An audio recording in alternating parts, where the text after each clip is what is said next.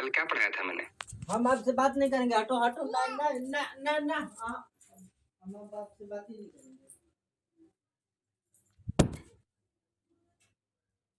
नहीं बोलना है किसी को? सर वो शिक्षा में योग पढ़ाया था। कल आई थी सोनिया अरोरा आप? सर कल तो ऑफ था ना, परसों क्लास हुई थी। हाँ मतलब परसों लास्ट जब भी हमारी क्लास हुई थी। सर मैंने रिकॉर्डिंग देख ली थी, क्लास में नहीं थी मैं। ठीक है, तो जो लोग आए थे शनिवार को वो क्या कर रहे हैं यहाँ पे?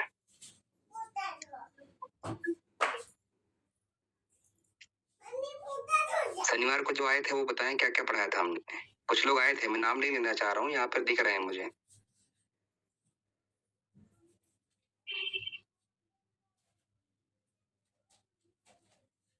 आप सरिता शनिवार को आई थी आप? नहीं सर। रेणुका शनिवार को आई थी आप? हाँ जी सर। मनी राना शनिवार को आई थी आप? नहीं सर। ठीक है। हिमांशु शनिवार को थे तुम? नहीं था, नहीं था। हीरामणि शनिवार को थी आप? नहीं सर। हेमलता शनिवार को थी आप?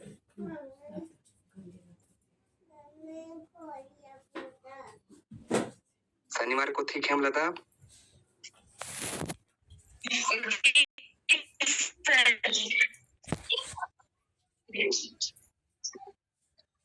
ठीक है। उसका पाठ तो याद नहीं, लेकिन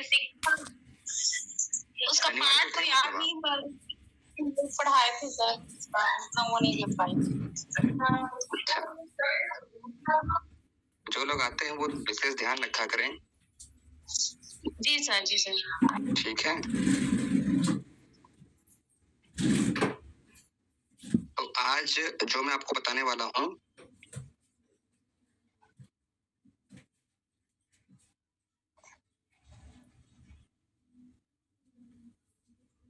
टीचिंग मेथड्स, ठीक है।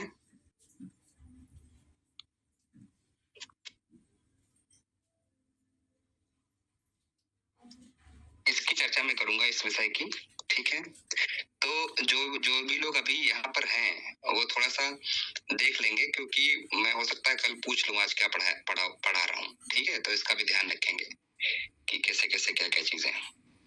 कल मैं आपको बता देता हूँ, कल मैंने टीचिंग फैक्टर्स बताए थे, ठीक है। मतलब कौन कौन से उस पद्धति में होते हैं, एक शिक्षा की पद्धति में, जिसमें मैंने शिक्षक, विद्यार्थी और शिक्षण की बात करी थी।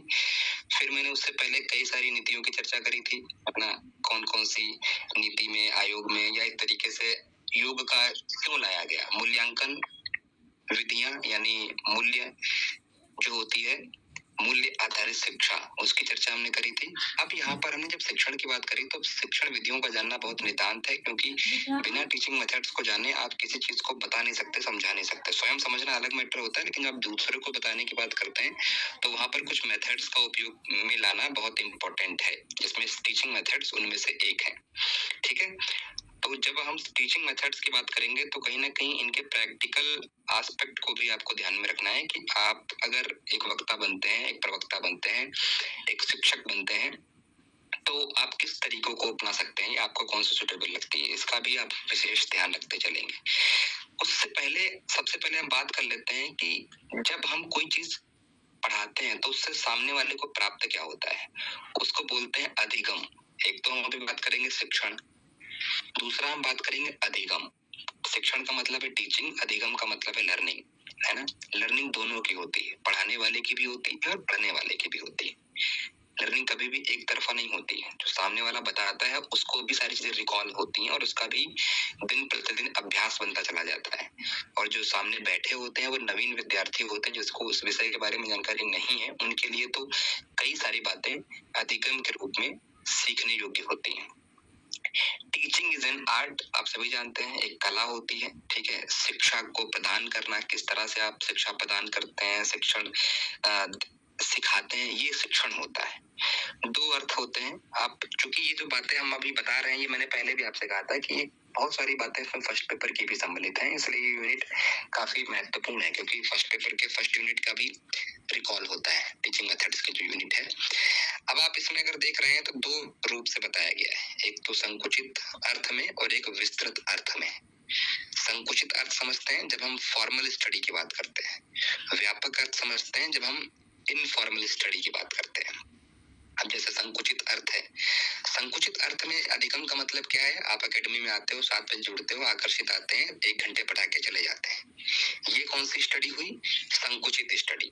लेकिन 8 बजे के बाद कोई अगर क्लास नहीं है तो उसके बाद कोई 2 बजे तक पढ़ रहा है, ठीक है, कोई 4 बजे तक पढ़ रहा है, कोई 10 दिन पढ़ रहा है, कोई 8 दिन पढ़ रहा है, कोई साल भर पढ़ रहा है, कोई पूरा जीवन पढ़ता रहता है। मतलब एक सीमा नहीं है सीखने की, है ना? तो जब आप सीखने को एक सीमा में बांध देते हो, वो संकुचित अर्थ होता है शिक्षण का या सीखने का। दोनों, शिक्षण और अधिगम दोनों की अगर हम बात करें तो, क्योंकि सीखना और सिखाना दोनों प्रोसेस में चलता है। जो पढ़ाता है उसको भी सीखने और सिखाने का मौका मिलता है, जो पढ़ता है उसको भी। तो ये दोनों अर्थ दोनों चीजों के लिए उपयुक्त है।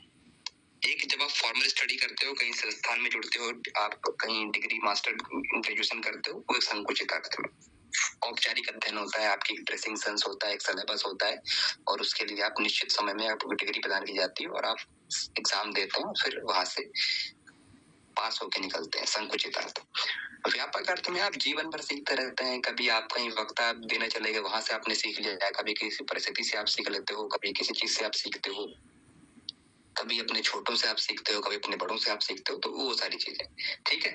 तो दोनों प्रोसेस चलती रहती है। शिक्षण जब हम बात करते हैं तब हम फॉर्मल स्टडी को ज्यादा लेते हैं, क्योंकि यहाँ पर जो बात अभी हो रही है वो फॉर्मल स्टडी की तो बात हो रही है ना। अब जैसे योग पहले भी था, गुरुकुल परंपराओं में चलता था, अभ्यास लोग करते थे, लेकिन जब तक उसका फॉर्मल रूप नहीं आया तब तक हम लोगों का इंटरेस्ट बढ़ा क्या? हम लोग योग क्यों पढ़ रहे हैं?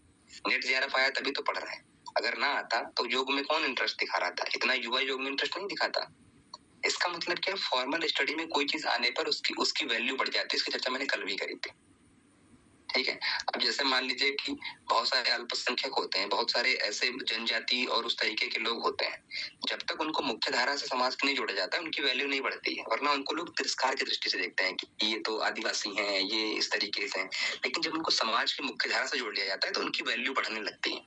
जस्ट वही एग्जाम्पल यहाँ पर भी, भले ही उसका व्यापक अर्थ है शिक्षा का, लेकिन जब उसको मुख्य धारा में आप जोड़ लेते हो, एक संकुचित फॉर्मल स्टडी करते हो, तो उसकी वैल्यू बढ़ जाती है, ठीक है।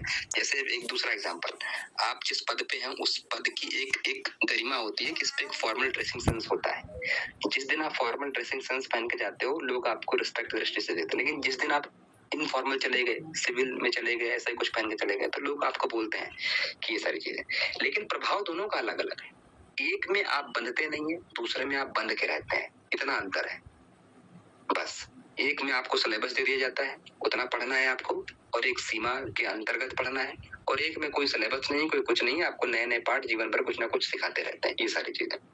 विस्तृत रूप में आप एक कुत्ते से भी वफादारी का गुण सीख सकते हैं, सबसे बढ़िया एग्जाम्पल। वृक्षों से विनम्रता का गुण सीख सकते हैं, ठीक है। नदियों से एक दिशा में बहना सीख सकते हैं, चाहे जितनी बाधा आ जाए, अगर उसको बहना है तो वो पत्थर को चीर के भी निकल जाती है। ये विस्तृत अर्थ है। संकुचित अर्थ में जब आप एक आदर्श से कुछ सीखते हैं, आइडियल से कुछ सीखते हैं कि उसने जेआरएफ निकाला है इतने समय में, तो हमें भी उसको अपना आदर्श बना करके जेआरएफ को इतने समय में निकालना है, ये संकुचित अर्थ होता है। टीचिंग, जितनी बात मैंने बताई है ना, सारी बातें को यहाँ पर उस तरीके से लिखे कि दूसरों को सिखाने की, दिशा निर्देश देने की जो प्रक्रिया है वो शिक्षण है, सीधी सीधी बात, ठीक है। जिसमें एक पारस्परिक प्रभाव होता है, एक व्यक्ति दूसरे व्यक्ति को प्रभावित करता है और उसके व्यवहार में परिवर्तन लाता है, ठीक है। मान लीजिए कि हम और आप एक दूसरे से संवाद कर रहे हैं, तो हम जब कुछ बोलते हैं तो आप कुछ सीखते हैं, सुनते हैं, और आपके व्यवहार में परिवर्तन आता है। क्यों? क्योंकि आप उस चीज को मॉडिफाई करते हैं। अधिगम को अभिप्रेरित मतलब लर्निंग को बढ़ाता है। अगर आप क्लास ना करें, अब जैसे मान लीजिए कल संडे था, आज मैंने पूछा, सब सो गए, पता ही नहीं है कि परसों क्या पढ़ाया गया। एक दिन के अंदर अगर ये स्थिति है, तो अगर 10 दिन क्लास ना ली जाए तो 11वें दिन सब 0 बटा सन्नाटा हो जाए, तब फेल हो जाओगे। इसलिए डेली क्लास करना, डेली स्टडी करना इंपॉर्टेंट होता है।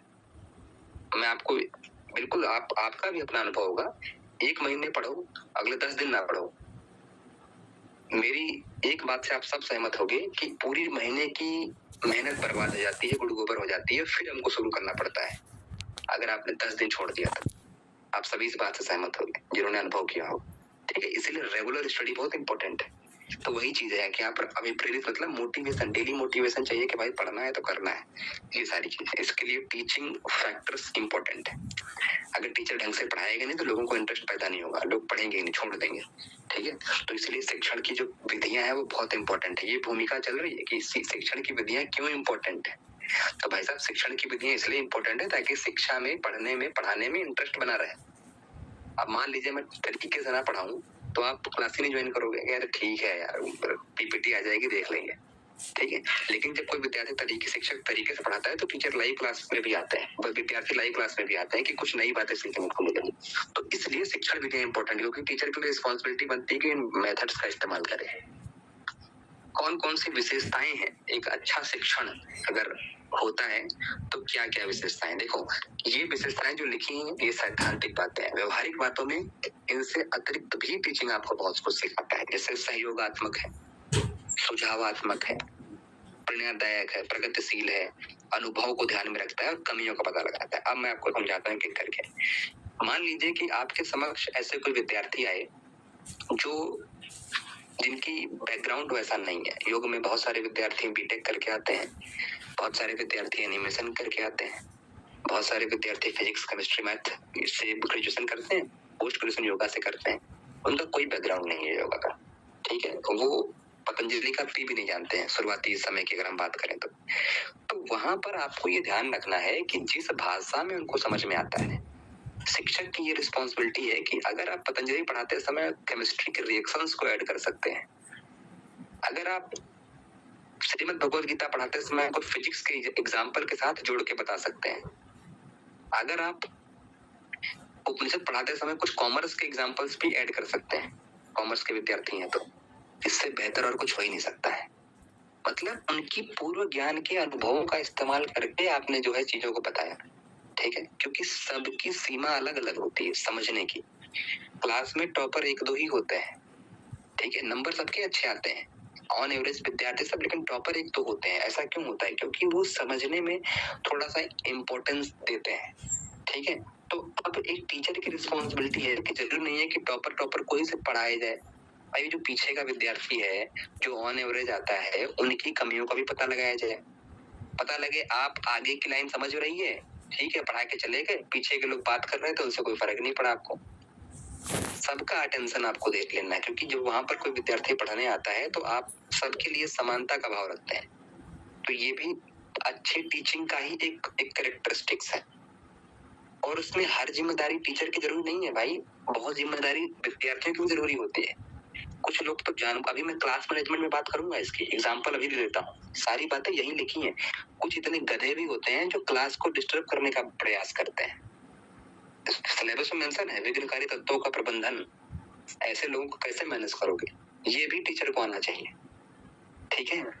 ये कैसे आएगा, मैं एक एग्जांपल देता हूँ। जब आप बहुत बढ़िया पढ़ा दोगे, ठीक है, जब आप बहुत बढ़िया पढ़ा दोगे, बहुत अच्छा पढ़ाओगे, सबको समझ में आएगा ना, उनके अंदर रिस्पेक्ट आप ऐसे ही कमा लोगे, कुछ बोलने की आवश्यकता ही नहीं। जैसे आप क्लास में घुसोगे सब शांत रहेंगे। ये प्रैक्टिकल एग्जांपल बता रहा हूँ मैं आपको। अगर आप हवाबाजी करोगे क्लास में, सीटियाबाजी करेंगे आप क्लास में, ठीक है, आप विषय से भटक करके बताएंगे उनको, तो कोई आपकी वैल्यू नहीं करेगा, ये निश्चित है। वो जैसे क्लास में आएंगे आप, आपकी क्योंकि रिस्पेक्ट कम हो जाती है ना, मन में हल्के विचार आते हैं आपके प्रति। जैसे आप क्लास में आएंगे सब ऐसे ही आपसे भी मजे लेंगे लोग। तो वहां पर क्या हो, वहां पर टीचिंग स्किल काम आती है कि आप किस तरह से पढ़ाते हैं, सारे बच्चे ध्यान से सुनेंगे, ठीक है। फिर जिस गली से आप निकलोगे, अगर आपके वो अच्छे पढ़ने वाले हैं ना, सब आपको प्रणाम करेंगे, रिस्पेक्ट करेंगे, ठीक है, क्योंकि आप उनको पढ़ा रहे हैं बेहतर तरीके से, तो समझ रहे हैं। तो वहां पर आपकी जो एक वैल्यू है वो आपकी टीचिंग स्किल से निर्धारित होती है। इसलिए भी शिक्षण विधियां बहुत इंपॉर्टेंट है। अगर आपको पढ़ाना नहीं आता है तो आप चाहे एक ही क्लास लो और बहुत कम समय के लिए भी लो, आप रिस्पेक्ट नहीं कमा सकते विद्यार्थियों के मन में। और डरा धमका के तो बिल्कुल नहीं पा सकते, अरे हम आ गए हैं तो आपको बिल्कुल पढ़ना ही है, ऐसा तो कभी नहीं होता है, नहीं तो बात ही करते रहेंगे, ठीक है। तो ये फिर ऐसे में सहारा लेना पड़ता है कि कोई सीनियर टीचर आके क्लास में बैठे तब हम अपनी क्लास में, ठीक है। तो ये सारी चीजें आपके लिए इंपॉर्टेंट है कि आप पढ़ाते किस तरीके से, उससे फिर एक तरीके से जो एक अवधारणाओं का आदान प्रदान में बढ़ता है। संबंध स्थापित, अभी जो मैंने बात करी ना, देखो वो नेचर है एक तरीके से टीचिंग का, संबंध स्थापित करना। हेल्दी इन्वायरमेंट जो टीचर और विद्यार्थी के बीच में होता है वो उसकी स्किल पर होता है। Communication skill, teaching skill, delivery skill, knowledge skill. ठीक है, पता लगे आपसे कोई विद्यार्थी प्रश्न पूछ रहा है, आप उसको आले वाले पढ़ा रहे हो, अरे नहीं पता तो आप सीधा सरेंडर कर दो, मैं कल बताऊंगा। इससे विद्यार्थी और उत्सुक होता है कि चलो ठीक है, टीचर हमारे प्रश्न की रिस्पेक्ट कर रहा है और अच्छी तरीके से बताने के लिए वो हमको कल बताएगा। लेकिन अगर उसने कुछ पूछा और है और आप ये चीज बोल रहे हो आपको नहीं पता, फिर आपने अपनी ईगो पे ले लिया कि हमें तो उसको बताना ही बताना है, वो फिर आले वाले बताएंगे तो उसमें और बेकार लगता है। ठीक है, तो इसका मतलब क्या है, संबंध स्थापित करने के लिए हेल्दी कन्वर्सेशन, कम्युनिकेशन बहुत इंपॉर्टेंट है, जो आपके ज्ञान पर निर्भर करती है। अगर आपने एक क्वेश्चन को 10 तरीके से समझा दिया तो विद्यार्थी के मन में आपके लिए ऐसे ही भाव बढ़ जाता है कि बहुत नॉलेज है इसको। तो वो सारी चीजें, सूचना देना, सिखाना, वातावरण में अनुकूल, बिल्कुल ठीक बात है। एनवायरनमेंट तभी अच्छा होगा जब आप हर तरह की समस्याओं का निराकरण करने में सक्षम है। मार्गदर्शन, ठीक है, एक तरीके से आप उनको गाइड करते हैं हर फील्ड में कि आगे आपको क्या करना है, किस तरीके से डील करना है, साक्षात्कार कैसे दिया जाता है, व्यक्तित्व का परिष्कार कैसे किया जाता है, छोटी छोटी जो चीजें हैं उनको मूल्यांकित कैसे करेंगे आप, जीवन में किस तरह से आगे अपनी समस्याओं को डील करना है। ये सारी बातें एक तरीके से टीचिंग के नेचर पर आती है। मतलब आपका नेचर, मतलब टीचिंग का नेचर, शिक्षक के नेचर से मतलब नहीं है, शिक्षक की टीचिंग स्किल का नेचर कैसा है, मतलब उसकी शिक्षण का स्तर कैसा है, ये निर्धारित करता है। तो अभी तो हमने बात करी शिक्षण की, अब शिक्षण से प्राप्त हो रहा है अधिगम, उसकी बात कर लेते हैं। अधिगम का मतलब क्या है? अधिगम का मतलब है व्यवहार द्वारा सीखना या व्यवहार में परिवर्तन। कैसे? अब जैसे मान लीजिए मैंने आपको कुछ नई चीजें यहाँ पर आपको बताई हैं, तो आप क्या करेंगे, आपने यहाँ से पढ़ा और आपको लगा कि हमारे अंदर इस चीज की कमी है, हमारे बिहेवियर में इस चीज की कमी है, तो आप टीचर की बताई हुई बातों को सुनते हैं, फिर जैसा जैसा टीचर बताता है वैसे वैसे आप करते हैं और आपके व्यवहार में सकारात्मक परिवर्तन आ जाते हैं। ठीक है, मतलब क्या कि धीरे धीरे आपको चीजों को डील करना आने लगता है। अब जैसे एकेडमी का एग्जांपल देता हूँ, पिछली बार एक स्टूडेंट थी जिसने JRF निकाला था, ठीक है, और उनको कम्युनिकेशन स्किल में बहुत समस्या होती थी, नॉलेज बहुत होता था पर कभी प्रश्न का जवाब नहीं देती थी। एक बार हमने व्यक्तिगत, जो लोग नहीं कभी बोलते हैं, मैं फिर उनका नाम लेके पूछता हूँ क्या समस्या है, क्यों आपको समझ में नहीं आया, क्या ऐसा है? बोले सर हमको डील करने में, कन्वे करने में समस्या आती है। तो हमने कहा कि देखो नॉलेज चाहे जितना भी हो, लेकिन आप जब तक सामने वाले को बता नहीं पाएंगे, आपकी वैल्यू लोग नहीं करेंगे। इंटरव्यू में क्या होता है, यही तो होता है, नॉलेज आपको बहुत कुछ है, आप इंटरव्यू के सामने घबरा रहे हो, साक्षात्कारकर्ताओं के सामने आप बोल नहीं पा रहे, तो सिलेक्शन होगा क्या आपका? कहीं नहीं होगा, फिर चाहे JRF आप कितने भी अच्छे मार्क्स से निकाल लो। तो हमने फिर उनकी काउंसलिंग कर उनको बताया इस तरीके से आपको डील करना है, थोड़ी आपको प्रैक्टिस करनी है, अपने सामने बोलना है, रिकॉर्ड करके अपनी वॉइस को ही सुनना है, शीशे के सामने बात करना है, फेशियल एक्सप्रेशन पर ध्यान देना है। सुधार किया, कम्युनिकेशन स्किल बहुत अच्छी डील हुई, JRF निकला, अच्छी जगह संस्थान से PhD कर रहे हैं। इसका मतलब क्या है कि एक शिक्षक की बात को जब विद्यार्थी सुनता है, करता है, तो उसके व्यवहार में परिवर्तन होता है, यही लर्निंग है, इसी को अधिगम कहते हैं। ठीक है, सीखना एक अनुभव है जो व्यवहार में परिवर्तन होता है। 5 तरीके हैं, बहुत इंपॉर्टेंट, ध्यान रखिएगा। लर्निंग बाय डूइंग, जब कोई काम आप करके सीखते हैं, या आज देखते हैं करेंगे कि मतलब प्राण का सुषुम्ना में प्रवाह होगा कि नहीं होगा, इसको हम प्रैक्टिस करेंगे समय पर, लंबे समय तक, पश्चिमोत्तानासन। तो एक तो उससे लर्निंग हो गई। दूसरा ऑब्जर्वेशन, हम नहीं करेंगे, दूसरों को करवाएंगे। ठीक है, कि दूसरा कोई व्यक्ति करेगा पश्चिमोत्तानासन, तब हम एक लंबे समय बाद देखेंगे कि प्राण में सुषुम्ना का प्रवाह हुआ है कि नहीं। तीसरा लर्निंग बाय एक्सपेरिमेंट। एक्सपेरिमेंट का मतलब आप कुछ केमिकल या उस तरीके के, जैसे मान लीजिए कि एनाटॉमी में बात होती है कि लंग्स इस तरीके से होता है, लंग्स की कैपेसिटी इतनी होती है, लंग्स ये कार्य करता है, या फिर कई सारे हमने आपको रिपोर्ट बताया कि ब्लड टेस्ट इस तरीके से होता है, ब्लड में इतनी सारी सेल्स होती हैं। तो आप एक्सपेरिमेंट करके आप लैब में गए, लेबोरेटरी गए, वहां आपने देखा 55% प्लाज्मा किस तरीके से होता है, 45% सेल कैसी होती है, आपने एक सूक्ष्मदर्शी लिया, वहां से एक को देखा, इसिनोफिल्स, बेसोफिल्स, न्यूट्रोफिल्स। तो learning by experiment. Learning by group methods. Group methods का मतलब ये होता है कि जब एक विधि से समझ में नहीं आ रहा है तो कई सारी विधियों का इस्तेमाल करना है, कि अब हमने कर भी लिया है, हमने निरीक्षण भी कर लिया है, उसके बाद हमने परीक्षण भी कर लिया है, तो 3 विधियों से हमने इसको जस्टिफाई कर दिया है और ये बिल्कुल सही है। इसका मतलब क्या, कई सारी विधियों का इस्तेमाल करके जब आप कोई चीज सीखते हो। फिर लर्निंग बाय मिक्स्ड मेथड। अब मिक्स्ड मेथड और ग्रुप मेथड में अंतर क्या है? ग्रुप मेथड में होता है ये कि जब एक से अधिक विधियां एक साथ लगाई जाए, वो होता है ग्रुप मेथड। मिक्स्ड मेथड का मतलब ये होता है कि पहले एक विधि से काम नहीं चला, फिर दूसरी विधि पर हम गए। अंतर समझ लेना कि पहले एक विधि से जब काम नहीं चला तब हम दूसरी विधि पर गए, ये है मिक्स्ड मेथड। लेकिन ग्रुप मेथड में क्या है कि बहुत सारी विधियों का एक साथ उपयोग कर देना, ठीक है, उसके साथ सीखना। तो ये 5 तरीके होते हैं। सामूहिक विधि, मिश्रित विधि में अंतर है, ध्यान रखना। मिश्रित विधि का मतलब है कि एक एक करके अलग अलग विधियों से ट्रायल करना। ग्रुप मेथड का मतलब एक साथ ही कई सारी विधियों का इस्तेमाल कर देना। जैसे ग्रुप डिस्कशन क्या होता है? ग्रुप डिस्कशन में एक एक व्यक्ति थोड़ी होता है कि पहले तुम आओगे, फिर तुम आओगे, फिर तुम आओ। ग्रुप में सब लोग एक साथ बैठते हैं, ठीक है। लेकिन जब इंडिविजुअल किया जाता है, ठीक है, जब हम उस थॉट को एक मिक्सिंग करते हैं और इंडिविजुअली चीजों को पूछते हैं, तो पहले एक व्यक्ति से लेते हैं विचार, फिर दूसरे व्यक्ति से लेते हैं, फिर तीसरे व्यक्ति से लेते हैं, तो वो अलग तरीका है। ग्रुप डिस्कशन में होता है एक साथ। तो ये 5 संकल्पनाएं जिसके द्वारा व्यक्ति सीखता है। शिक्षण और अधिगम। अभी हमने टीचिंग की बात करी, टीचिंग क्यों इंपॉर्टेंट है उसकी बात करी, फिर लर्निंग के लिए इंपॉर्टेंट तो हमने लर्निंग की बात करी। अब इनके मध्य में संबंध क्या है, ये जानना बहुत इंपॉर्टेंट है, ठीक है, कि टीचिंग और लर्निंग के मध्य में संबंध क्या होता है और किस तरीके से उसको हेल्दी किया जा सकता है, ठीक है। तो ये आपके लिए बहुत इंपॉर्टेंट है, क्योंकि ये एक सिक्के के 2 पहलू हैं, एक के बिना दूसरा संभव नहीं है। आप ये कहो कि हम टीचिंग करते हैं और आपका लर्निंग नहीं हो रहा है, बिल्कुल झूठ बात, गलत है, क्योंकि जो व्यक्ति पढ़ाता है उसकी भी लर्निंग होती है। उसके बाद आप ये कहें कि हमारी लर्निंग हो रही है, टीचिंग हम कर नहीं पा रहे हैं, ये भी गलत है, क्योंकि जो व्यक्ति सीख लेता है वो अपने आप पढ़ाने योग्य हो जाता है। एक सिक्के के 2 पहलू, एक सिक्का आता है, दोनों पहलू उसके साथ में आते हैं। ऐसा नहीं है कि एक सिक्के में एक ही पहलू आता है, ठीक है। जैसे कि कॉन्शियसनेस में क्या था, किसने बोला था एक सिक्के के 2 पहलू हैं चेतना के संदर्भ में?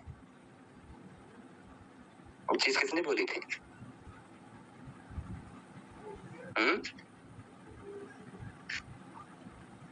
जीवन और चेतना एक सिक्के के 2 पर्याय हैं या पहलू हैं, किसने बोला था ये चीज? श्रीमती एनी बेसन, विदुषी एनी बेसन। कौन, क्या नाम है आपका, कौन जवाब दे रहा है? ठीक है, गुड, ठीक है। एनी बेसेंट जो थी उन्होंने ये चीज बोली थी, ये प्रश्न आया हुआ है यूजीसी नेट में, ठीक है। अब वैसे ही है यहाँ पर भी, शिक्षण और अधिगम के मध्य में संबंध है। तो अब ये आप यहाँ पर देख रहे हैं कि शिक्षण और अधिगम, जैसे यहाँ पर लिखा है शिक्षण तब सार्थक होता है जब आप जीवन के लिए प्रासंगिक पाते हैं, ठीक है। जैसे यहाँ पर लिखा है 2 खिलाड़ियों के बीच हम बातचीत और संचार करते हैं। मैं एग्जाम्पल समझाऊंगा, आपको समझ में आएगा। कठिन कठिन भाषा सीखोगे ना, समझ में नहीं आता है, बार बार पढ़ने पर समझ में आता है। जैसे 2 खिलाड़ी होते हैं, खिलाड़ी क्या करते हैं, एक जीत होती है, एक खिलाड़ी हारता है, एक खिलाड़ी जीतता है, ठीक है। जब वो मैदान में होते हैं तो दोनों अपना प्रयास करते हैं, लेकिन जैसे ही परिणाम निकल आता है उसके बाद देखते हो वो हाथ मिलाते हैं और एक तरीके से एप्रिशिएट करते हैं, भाई तुमने बहुत अच्छा खेला है, तुमने बहुत अच्छा खेला है। टीचिंग और लर्निंग भी वही है, एक दूसरे को एप्रिशिएट करना। कि लर्निंग अगर अच्छी होगी तो टीचिंग अपने आप बन जाएगी, टीचिंग अगर बेहतर होगी तो लर्निंग साथ साथ होती रहेगी। बात वही है कि एक दूसरे का साथ सबका विकास, वही कॉन्सेप्ट है, ठीक है। और यहाँ पर लिखा है कि शिक्षण तब सार्थक होता है जब आप जीवन के लिए प्रासंगिक पाते हैं, ठीक है।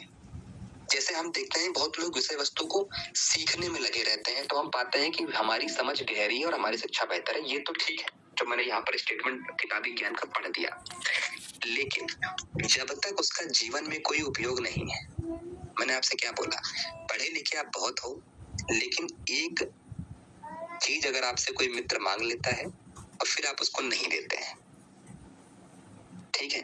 पढ़े लिखे आप बहुत हैं, लेकिन अगर पड़ोसी में थोड़ा सा ही कुछ उसने बोल दिया तो आपके अंदर सहनशीलता नहीं है, तुरंत आप जवाब देकर लड़ाई झगड़ा शुरू कर देते हैं, ठीक है।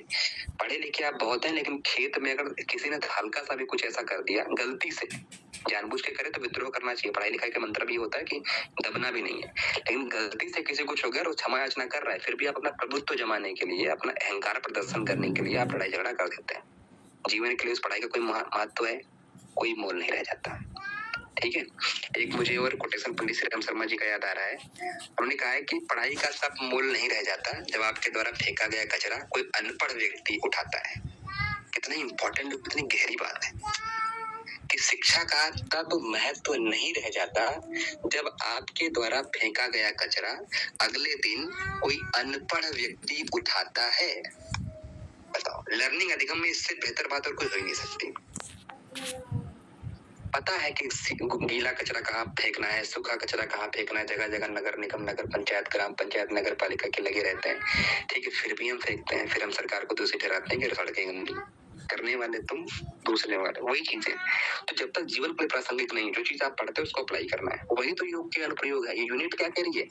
योग के अनुप्रयोग, जो पढ़ो उसको अप्लाई करो, वही है ये यूनिट। नई जानकारी जटिलपूर्ण हो सकती है, लेकिन अगर कोई सिखा दे अच्छे तरीके से तो आप अच्छे से सीख सकते हैं। ठीक है, कोई नई चीज मैं पढ़ाऊं, हो सकता है कठिन हो, किसी के लिए एनाटॉमी कठिन हो, किसी के लिए डेटा इंटरप्रिटेशन DI कठिन हो, किसी के लिए रिसर्च कठिन हो, लेकिन टीचर का ढंग से पढ़ा दे तो काम चल जाता है। शिक्षक जब तक स्वयं नहीं सीखेगा तब तक वो दूसरे विद्यार्थियों को नहीं सिखा सकता। ये बहुत इंपॉर्टेंट बात है। ठीक है, चाहे अनौपचारिक हो या औपचारिक हो। औपचारिक का मतलब क्या है? जैसे मैं अभी पढ़ा रहा हूँ। अनौपचारिक का मतलब क्या है कि आपने मुझे बाद में कॉल कर लिया या मैसेज कर लिया और पूछ रहे हैं सर इसका जवाब क्या? वही अनौपचारिक तरीका है कि मैं आपको कोई जवाब बता रहा हूँ, अनौपचारिक। यहाँ पर जो बता रहा हूँ औपचारिक है, लेकिन मैं तब तक बताने योग्य हूँ जब तक मैं खुद उस विषय पर नॉलेज रखता हूँ। ठीक है, तभी आपकी लर्निंग अच्छी होगी। इस संबंध में भी आपको ध्यान रखना है।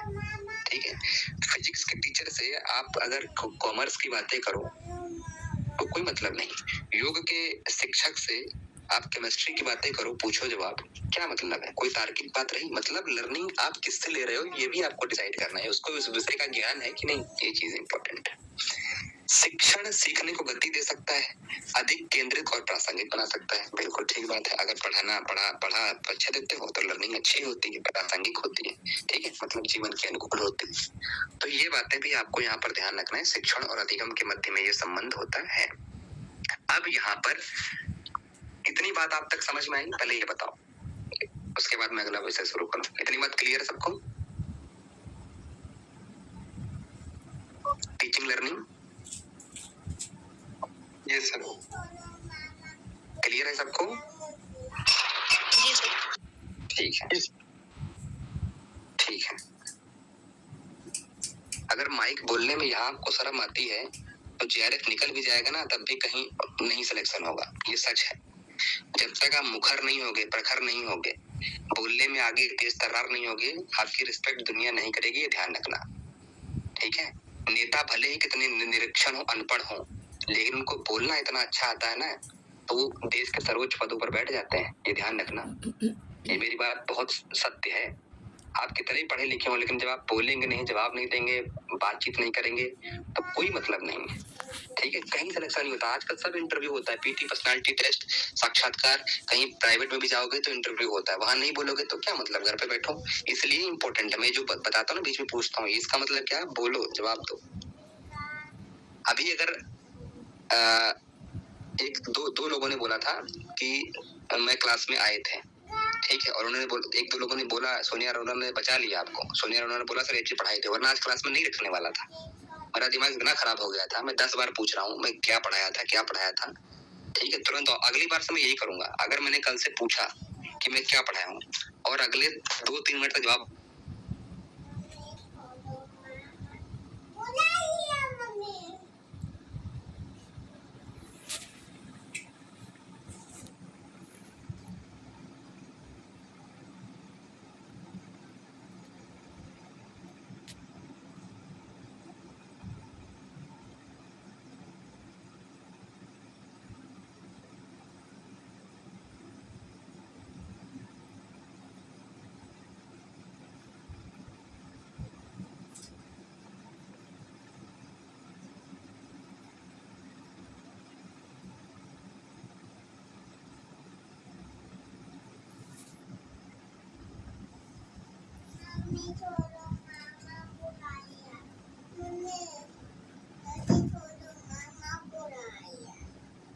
हेलो,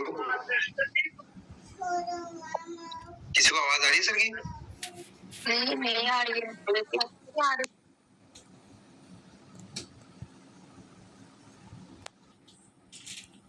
जी सर, दिख गई।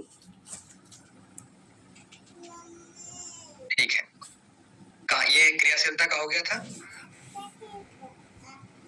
नहीं सर, नहीं तो नहीं हुआ। आपने स्टार्ट ही किया था, कुछ नहीं रुक गया। अच्छा, तो देखो शिक्षण के सिद्धांत की मैं बात कर रहा था, ठीक है। तो मैंने आपसे डिस्कस ये किया था कि ये जो सिद्धांत आपको यहाँ मेंशन किए गए हैं, ये फर्स्ट पेपर के जो टीचिंग वाले सेगमेंट है उसमें भी मेंशन किए गए, क्योंकि टीचिंग रिसर्च बेसिकली उसी का टॉपिक है। यहाँ पर क्यों पढ़ाया जा रहा है? क्योंकि योग की शिक्षा की बात हो रही है। तो शिक्षण विधियों से पहले ये सिद्धांत इसलिए इम्पोर्टेंट है क्योंकि जब आप किसी एक विषय में घुसते हैं तो उसमें टीचिंग तभी आपको प्राप्त होगी जब आप उस विषय को बेहतर समझ लेते हो। कितना आपको समझ में आ गया? आप जब तक योग के विषय को नहीं समझेंगे, आप योग के विषय को पढ़ा नहीं सकते हैं। तो उस योग के विषय को आप किस तरीके से समझेंगे, उसके लिए कुछ प्रिंसिपल है। अब मैं जितनी यहाँ पे आपको कहानी लिखी है ना, ये तो आप पढ़ लेंगे, लेकिन मैं आपको इस तरीके से समझाऊंगा कि जो आप एकदम एग्जाम्पल से समझ सकते हैं, जो आपके दिमाग में हमेशा सेट रहेगी कहानी की तरह। जैसे यहाँ पर लिखा है कि मस्तिष्क की शिक्षा केवल अंगों के उचित अभ्यास प्रशिक्षण से की जा सकती। अब कितना भी आप एग्जाम बड़ा निकाल लीजिए, लेकिन जिस पद के लिए आप एग्जाम निकालते हैं उस पद की ट्रेनिंग जरूर होती है। मतलब आप पहले दिमाग का इस्तेमाल करके एग्जाम निकालते हैं, फिर उस पद को अच्छी तरीके से संचालन करने के लिए आपको शारीरिक प्रशिक्षण दिया जाता है, यानी ट्रेनिंग दी जाती है, इसमें मानसिक शारीरिक दोनों होता है। तो इसका मतलब क्या है कि क्रियाशीलता होना बहुत जरूरी है नेट जेआरएफ के लिए भी। मान लीजिए एग्जाम्पल आपके एग्जाम्पल से जोड़ता हूँ कि अगर आप तैयारी कर रहे हैं तो उसके लिए एक तरीके से आपको अभ्यस्त होना पड़ेगा, ठीक है। उसके पहले अभ्यस्त तभी होंगे जब आपके अंदर एक मोटिवेशन रहेगा। प्रेरणा का सिद्धांत है ना, प्रेरणा क्रियाशीलता को उत्पन्न करती है। अब जैसे मान लीजिए कि आपको पता है कि जेआरएफ मिलने के बाद क्या क्या हो सकता है, क्या क्या अपॉर्चुनिटीज हो सकती हैं, तो एक मोटिवेशन आता है कि हमें करना है। तो जब आप मोटिवेशन आता है तब क्रियाशीलता भी साथ में आती है, और जब मोटिवेशन होता है तब आप काम करना शुरू कर देते हैं, और बिना इंटरेस्ट के आप काम नहीं कर सकते, है ना। देखो लिखा है ना, रुचि कार्य करने की प्रेरणा देती है। जब तक इंटरेस्ट नहीं होगा उस विषय में, आप उस विषय को लंबे समय तक नहीं खींच सकते। किसी के कहने पर 1 महीने पढ़ा लोगे या 2 महीने पढ़ा लोगे, लेकिन जब तक स्वयं का रुचि इंटरेस्ट नहीं होगा, आप उस विषय को लंबे समय तक सक्रियता के साथ नहीं संचालित कर सकते। तो इंटरेस्ट भी जरूरी है। अब मान लीजिए कि आपने तैयारी करना शुरू किया, मोटिवेशन आया, इंटरेस्ट आया, क्रिया दिखा दी, सब कुछ ठीक है। अब एक निश्चित उद्देश्य का सिद्धांत। अब आपको पता है कि एक सिलेबस होता है, एक डिसाइड सिलेबस है, उसमें इतने पेपर होते हैं, इस तरीके से करना है। तो आपको पता चल चुका है कि अच्छा सेकंड पेपर होता है, फर्स्ट पेपर होता है, और आपने ऑब्जेक्टिव बना लिया, उद्देश्य बना लिया कि हमें सेकंड पेपर को इतने समय में कवर करना है, फर्स्ट पेपर को इतने समय में कवर करना है। ये जो सिद्धांत, ये जो प्रिंसिपल है, ये निश्चित उद्देश्य का, कि आपने पहले डिसाइड कर लिया है कि इतने समय में इस काम को हमें कर लेना है। सेकंड पेपर की यूनिट इतने समय में, फर्स्ट पेपर की यूनिट इतने समय। लेकिन इसके बाद आता है कि किस चीज को कितने तरीकों से आप करोगे। उस यूनिट में बहुत टॉपिक भी होते हैं, तो उसके लिए को सिद्धांत आता है नियोजन का सिद्धांत। देखो लिखा है यहाँ, नियोजन का सिद्धांत। मतलब फर्स्ट पेपर सेकंड पेपर ठीक है कि हम 1 महीने पढ़ेंगे, अगला वाला दूसरा वाला हम दूसरे महीने पढ़ेंगे, लेकिन 1 महीने में भी 30 दिन होते हैं, और एक पेपर में 10 यूनिट होती। तो 1 महीने में अगर एक पेपर आपको करना है, तो उस 10 यूनिट में एक यूनिट को कितने कितने दिन दोगे आप, ठीक है। किस तरीके से मैनेज करेंगे। सेकंड पेपर की में पतंजलि पहले पढ़ोगे कि हठ योग पहले पढ़ोगे, कितना समय दोगे, वो है नियोजन का सिद्धांत, ठीक है। और उसकी वजह से आप एक तरीके से जो टाइम वेस्ट होता है उससे बच जाते हो, ठीक है। वही यहाँ पर देखो लिखा है, नियोजन अपव्यय को रोकता है, समय के अपव्यय को रोकता है, मन के अपव्यय को रोकता है, शरीर के अपव्यय को रोकता है, ठीक है। फिर आता है चयन का सिद्धांत। चयन का सिद्धांत का मतलब ये है कि अब आपको ये पता चल चुका है इतने यूनिट होते हैं, इस तरीके से हमें कार्य करना है। अब आप ये डिसाइड कर सकते हो कि हमें किसमें सबसे ज्यादा ध्यान देना है। 20 यूनिट में आप डिसाइड कर सकते हो, आप चयन कर सकते हो कि ऐसी कौन कौन सी यूनिट है जिसमें हमें सबसे ज्यादा फोकस करना है। डीआई वाले पे करना है, हायर एजुकेशन पे करना है, आईसीटी पे करना है, या पतंजलि पे करना है, या हठ योग पे करना है। फिर आप उस पर अतिरिक्त समय देते हो। तो ये होता है प्रिंसिपल ऑफ सिलेक्शन। सेलेक्ट करके आप अतिरिक्त समय देते हो। फिर है वैयक्तिक विभिन्नता का सिद्धांत। अब वैयक्तिक विभिन्नता का मतलब ये होता है कि जिस टॉपिक को आपने चयन किया कि हम इसमें कमजोर हैं, लेकिन हमारा सहपाठी इसको तो बहुत जल्दी कवर कर लेता है, हम मैथ में कमजोर है, उसको तो मैथ बहुत अच्छे से आती है। तो जरूरी थोड़ी ना है कि उसको मैथ अगर अच्छे से आते, क्या पता उससे श्लोक याद ना होते हो, और आपको श्लोक बहुत जल्दी याद रहते हैं। ठीक है। तो क्या इससे क्या समझा आपने? इससे ये समझा कि अपने आप का कंपैरिजन दूसरे से नहीं करना, सबकी क्षमताएं अलग अलग होती है। ठीक है, उस तरह से आपको कार्य करना है कि अगर किसी को समय ज्यादा लग रहा है मैथ को समझने में, कोई दिक्कत नहीं, 10 से 15 दिन ले जाते हैं, कोई दिक्कत नहीं, लेकिन हो सकता है कि दूसरा व्यक्ति हटे हुए जल्दी समझ में ना आए और हटे हुए 5 दिन में कर लें। तो ये होता है व्यक्तिगत विभिन्नता, इंडिविजुअल डिफरेंस। जब भी आप टीचर बनेंगे तो आपको कई सारे विद्यार्थियों के इस स्तर को जानना पड़ेगा। लोकतांत्रिक व्यवहार, लोकतांत्रिक व्यवहार का मतलब ये होता है कि शिक्षण तभी प्रभावित है जब उसमें डेमोक्रेटिक व्यवस्था है। अब मान लीजिए कि आप कोई टॉपिक पढ़ रहे हैं, उसको ऐसे ही नहीं, मतलब एक तरीके से अंधानुक्रम, ठीक है, अंधानुसरण बोलते हैं। एक होता है अनुकरण, एक होता है अंधानुसरण, मतलब आंखें बंद करके चलना। ठीक है, तो एक तरीके से तर्क वितर्क भी करो आप अपने मन से कि जो आप कार्य कर रहे हो उसमें क्या ये सही है, क्या ये गलत है, जिसको बोलते हैं ना विवेक। ठीक है, क्षण तत्क्रमयो संयमाद्य विवेकजम ज्ञानम, क्षण और क्रम में संयम करने से विवेक ज्ञान, अर्थात नीर और चीर का जो विभेद कर दे। ठीक है, क्लास में कैसे होगा कि एक शिक्षक कुछ बता रहे हैं, टीचर कुछ पूछ रहा है, ठीक है, या विद्यार्थी कुछ पूछ रहा है, विद्यार्थी कुछ बता रहा है, शिक्षक उसका अलग तरीके से जवाब दे रहा है। तो इससे क्या, डेमोक्रेटिक, जैसे एक सरकार कोई योजना लाती है तो विपक्ष उसको इस तरीके से लेता है कि इसके प्रभाव ये है, सकारात्मक नकारात्मक, तो एक संसद अच्छी तरीके से चलती है। ऐसे ही हमारे क्लास में भी होता है, एक टीचर होता है, एक विद्यार्थी होता है, तो अलग अलग तरीके। मैनेजमेंट में भी होता है, मैनेजमेंट में मान लीजिए आपसे ऊपर कोई आपका सीईओ बैठा हो तो आप उसको रिपोर्ट देते हो, तो वो भी डेमोक्रेटिक होता है, वो जवाब मांगेगा, आपको जवाब देना पड़ेगा, आप कुछ प्रश्न करेंगे, वो जवाब देगा। तो इस तरीके की चीजें जो हर फील्ड में चलती है। फिर है विभाजन का सिद्धांत। मान लीजिए कि अब कोई विद्यार्थी आपको मिला जो बहुत एक तरीके से कमजोर है। ठीक है, कमजोर का मतलब ये है कि उसको समझ में नहीं आता जो आप पढ़ा रहे हैं। ठीक है, तो उसके लिए तोड़ तोड़ के बताओ ना कि आप इस तरीके से पढ़ सकते हो, इस तरीके से पढ़ सकते हो, और इसको अलग सरल तरीके से पढ़ सकते हो। जैसे एक एग्जांपल देता हूँ, जब भी आप कभी श्लोक याद करना और श्लोक याद ना होते हो तो संधि विच्छेद करके याद करना, कभी नहीं फंसोगे आप, बहुत आसानी से श्लोक याद हो जाएंगे। और अगर आपको तरीका देखना है तो हठ प्रदीप की किताब खोलना, उसमें श्लोक के नीचे विभाजन का सिद्धांत लागू किया गया है। हर एक श्लोक की लाइन को तोड़ तोड़ करके श्लोक में कन्वर्ट किया गया है, वो पढ़ लो, श्लोक बहुत जल्दी याद हो जाएंगे। प्रैक्टिकल करके देख लेना कल आप।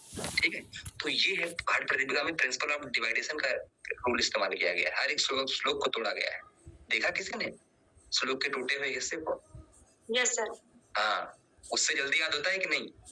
हाँ, मतलब पढ़ने में इजी। हाँ सर, जल्दी। वो है विभाजन का सिद्धांत। ठीक है, ये चीज है, लिखा है ना, पाठ्य विषय को सुगम बनाने के लिए। तो जो मैं बता रहा हूँ ना, अभी मैं यहाँ पर सारी चीजें बता दूंगा, ठीक है, रटंत विद्या रटंत, अप्लाई करो ना, मैंने जो चीज बताओ उसको तुम फटाक से लागू करो। आवृत्ति का सिद्धांत मतलब रिवीजन करना है भाई, जो चीज अर्जित ज्ञान है उसको स्थायी बनाने के लिए दोहराना है, नहीं तो वो चला जाएगा। आगे पाठ, पीछे क्या होता है, पीछे पाठ। हाँ, वही स्थिति है। ठीक है, तो आवृत्ति का सिद्धांत। फिर थोड़ा मनोरंजन का सिद्धांत, 2 घंटे पढ़ा, 5 मिनट थोड़ा घूम लिया, कुछ खा पी लिया, बातचीत कर लिया, डिबेट कर लिया अपने मित्रों से, कुछ ऐसा हल्का फुल्का। फिर 2-2.5 घंटे की सीटिंग आपने करी, फिर आपने थोड़ा बहुत कुछ एंजॉयमेंट कर लिया। क्योंकि इंसान है, इंसान को थोड़ा कमर गर्दन सीधी करने में भी वो लगता है ना, मतलब 8 घंटे बैठोगे तो कमर की हालत खराब हो जाती है रेगुलर बैठने पर, क्योंकि सबके पास एक अच्छी चेयर हो जरूरत थोड़ी है, सबकी आर्थिक स्थिति वैसे नहीं होती। कुछ लोग तो हो सकता है फर्श पे बैठ के पढ़ाई करते हो, कुछ हो सकता है लकड़ी की चेयर जो बिल्कुल सीधी हो उस पे, कुछ हो सकता है बेड पे करते हो, कुछ हो सकता है मैक्सिमम स्टडी टेबल पे करते हैं, बेड पे स्टडी टेबल रखते हैं, उस पर पढ़ाई करते हैं, कमर दर्द करने लगती है। ठीक है, सबके पास अच्छी चेयर नहीं होती है। तो अब उसके लिए क्या करना है कि आपको ध्यान रखना है कि शरीर की अपनी क्षमता है, उसको अलग तरीके से क्रिएटिविटी के साथ करना है, नहीं तो फिर शरीर जवाब दे देगा। ठीक है, और शरीर जिस दिन जवाब दे दिया उस दिन शरीर की उपयोगिता समझ में आती है। ध्यान रखना, मैंने पहले भी एक दिन बताया था कि जब आप आईसीयू में होते हो ना, आईसीयू में, तब कहते हो भगवान आज बचा लो, कल से मैं योग प्राणायाम ध्यान धारणा सब शुरू कर दूंगा, बस ये आईसीयू के दिन निकाल लो हमारे, क्योंकि अभिनिवेश क्लेश, ठीक है, मृत्यु का भय सबको होता है। जब आईसीयू में जाते हो ना, अच्छे लोगों की हालत खराब हो जाती है कि क्या होगा क्या होगा। कोरोना में लोगों देखो, आधे लोग कोरोनोफोबिया से ही चले गए, भले उनको नॉर्मल फीवर था, किसी ने बोल दिया कि कोरोना हो गया आपको, मृत्यु का भय, कहीं मृत्यु ना हो जाए, और उसी चक्कर में मृत्यु हो गई। यही है अभिनिवेश क्लेश। ठीक है, तो यही आपको ध्यान रखना है कि जिस चीज की उपयोगिता करने के लिए आप फोन भी इस्तेमाल करो 24 घंटे, फोन गर्म हो जाता है, तो शरीर को भी थोड़ा रेस्ट दे दे के काम करना चाहिए। जो बोलते हैं प्रॉपर कि 15 घंटे पढ़ते थे, बेवकूफ बनाते हैं। ठीक है, अगर आप 8 का मल्टीप्लाई करते हो, 8 घंटे सोना, 8 घंटे अपनी जॉब करना और 8 घंटे पढ़ाई करना, ये जॉब वालों के लिए बता रहा हूँ। और अगर जो केवल पढ़ाई के लिए है वो 8 घंटे सोना, 8 घंटे काम का मतलब है उसमें क्लास भी आप ऐड कर लो और 8 घंटे सेल्फ स्टडी करना, more than sufficient, more than sufficient. बस, क्योंकि 8 त्रिक 24 घंटे हैं, 8 घंटे सो लो। ठीक, 8 घंटे सोने मतलब 7 घंटे एक रात में नींद ले लो या 6 घंटे नींद ले लो, दिन में आधा घंटे सो लो। दिन में भी सोना बहुत जरूरी है। कुछ लोग बोलते हैं दिन में नहीं सोना चाहिए, ठीक बात है, लेकिन जब आप पढ़ते हो, मेहनत करते हो, थकान आती है। ठीक है, तो आधा घंटे या 1 घंटे आप सो लो दिन में, बहुत जरूरी है। गर्मियों में दिन बड़े होते हैं, गर्मियों में नींद जरूर लेनी चाहिए। आधा घंटे की नींद लो, चाहे 15 मिनट की नींद लो। ठीक है, और फिर क्योंकि शाम में जैसे आप सब सो के उठते हो तो फ्रेश रहते हो, फिर फटाफट याद होता है, क्योंकि दिन गर्मियों में जमाई बहुत आती है। फिर चाहे दिन भर आप पढ़ोगे, नींद नहीं है, मतलब जब जमाई आती रहेगी तो समझ में नहीं आएगा। तो मनोरंजन का सिद्धांत का मतलब इस तरीके से भी आप शरीर को एक तरीके से प्लेजर दे सकते हैं। मनोरंजन का मतलब प्लेजर देना, शरीर को रेस्ट करके भी प्लेजर दिया जा सकता है। ठीक है, तो ये सारी चीजें आपको यहाँ पर ध्यान रखना है, जिससे कुछ दिमाग में रहे आपके। तो ये बहुत इंपॉर्टेंट है सिद्धांत। आज यहीं तक रखते हैं इनके बारे। कल हम इस टॉपिक को समाप्त कर देंगे। आज प्रिंसिपल डिस्कस किए हैं, कल तकनीक डिस्कस करेंगे, जो बहुत इंपॉर्टेंट है। तकनीक सीधा सीधा बुक में मेंशन है। कौन सी बुक है वो? योगाभ्यास की। ठीक है, तो उसका इस्तेमाल करते रहेंगे, पढ़ते रहेंगे। ठीक है, चलिए शांति पाठ करते हैं। किसी को कोई प्रश्न हो तो आप पहले ले लेते हैं। हम सबको समझ में आ गया? सर, शिक्षण के सिद्धांत मीन्स हो गया कि स्किल्स के प्रिंसिपल।